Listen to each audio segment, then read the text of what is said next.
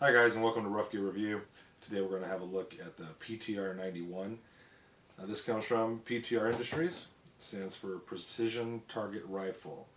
And these really are. These are excellent rifles. I love them. We have two of them here. These are actually the exact same rifles. Kind of. They're both the PTR 91 KF. This is going to have a 16-inch barrel. It's a match grade bull barrel. In their original configurations, they weigh about 9 pounds. They have a 38 3/4 inch overall length originally. So they don't come with this buttstock here in the version that we bought, but originally it'll come with the standard stock, and that's the overall length on it. The barrel's got a 1 in 10 twists, and it'll shoot 308 or 7.62 ammo. This is a delayed blowback roller lock system, and these are really as close as you can get to a HK91. Now the HKs aren't here in the U.S. anymore. You can buy them from private parties, but they were banned from importation specifically in the 1989 ban, and subsequently HK had stopped making the semi-auto version of the HK91. So you can still find them out there. They're really expensive. They're costly if you're going to get an HK. But if you like that platform, you want to get something as close to it as you can, look for these PTR 91s. Now, a little history on the PTR. Originally, this was a company called JLD. And in 2002, the 1994 assault weapon ban was still in effect here in the U.S. And if you remember, that's the ban that prohibited certain features on guns.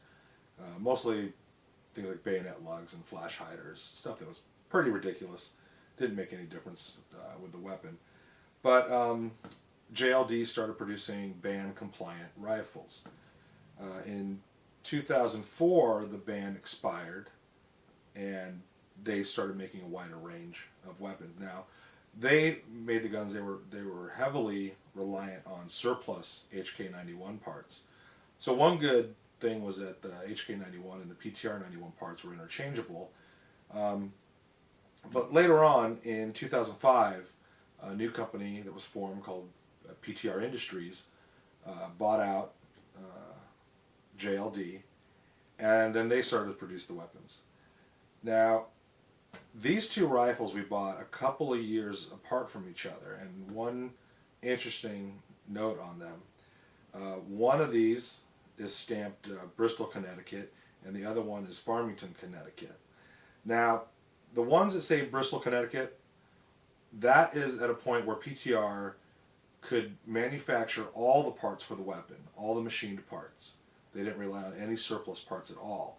So this is the one here that is from Bristol, Connecticut, and on this side of the gun is only stamped PTR. So this one is definitely 100% made by PTR Industries. They made all the parts for this.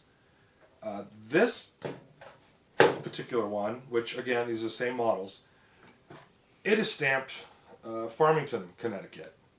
And on this side, it's stamped PTR 91, but with the Scorpion logo.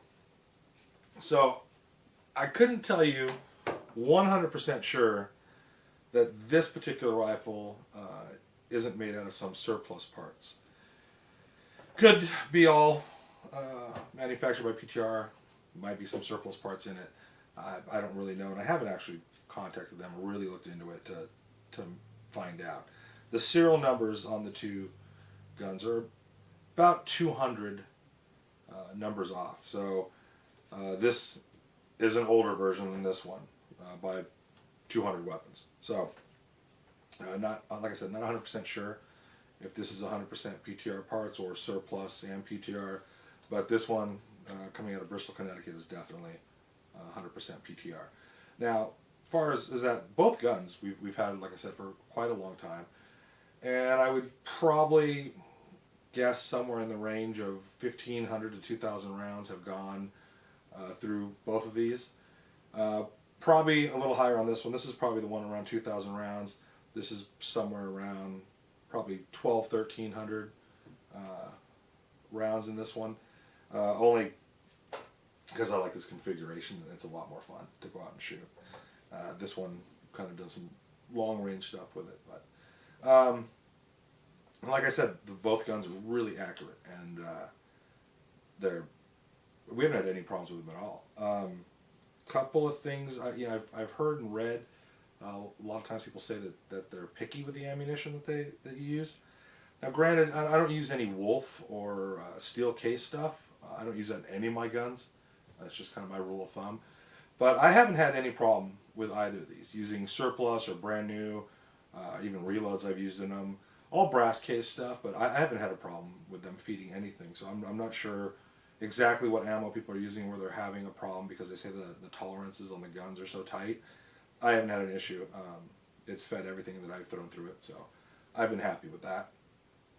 And what we did to the two, they come with different foregrips.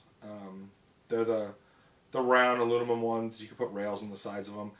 I like the look of the HK91, so I kind of wanted to get that look out of it. So this particular one here, we did the HK91.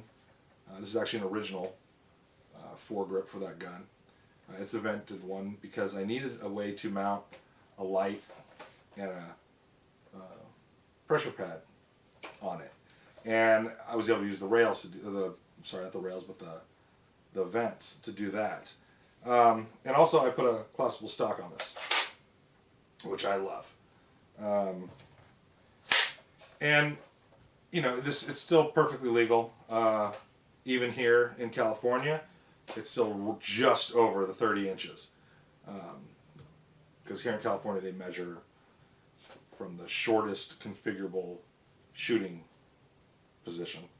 On this one we have a Seymour sight, just a red dot. Great sight though, been real good for us. On this one you're looking at here, we have the 40 round magazine. I understand nowadays PTR makes these. I'm not 100% sure about that. This one actually, where I bought it from, they said it was from South Africa. This is really nothing more than two 20 round magazines where they cut them and weld them together and end to end, and you get 40 rounds out of it. It's a lot of fun. That's a lot of firepower in this thing. That's 40 rounds go quite some time. And even with the magazine, we haven't had any problems with it. I think once in a while it'll have a failure to feed with this magazine. With regular magazines, the 20 rounders or the 10 rounders, we've never had a problem. One great thing about the PTRs and this platform is these magazines are really cheap, inexpensive. And these ones are actually HK magazines, and you'll find them. There's tons of these in surplus. You can get them from anywhere from $3 to $7 a magazine, and that's can be a huge factor when you're buying a gun. To give you a good example is if you pick up a HK MR762, which we have, those magazines alone range from $85 to $100 a piece. I could buy 1 million of these for that. Like I said, these are about, I think when I picked these up, they were $3 a piece. So you can definitely save some money on those magazines. And if you're looking for a 308 platform, I'm going to tell you, this is an awesome platform. This one here we kind of had set up more for target. And you can see this has the Magpul stock on it. And that's something else that's cool. Magpul makes a stock for this rifle. And this is adjustable, and it's real nice. The bipod on this one is actually an HK bipod, and they're designed to attach right here to this HK forearm. Another company makes these, I think it's ProMag, makes a bipod that looks just like this. I didn't go that, I went ahead and got an HK one, but they are really expensive, like $170. And they're kind of tough to find, tough to come by, but kind of just trying to stick with all the HK stuff we could on these two rifles. And we'll show you some video of us out there shooting them. And if you have a chance, check them out. These are pretty awesome rifles. I think you'll like them a lot. So we'll check out the video.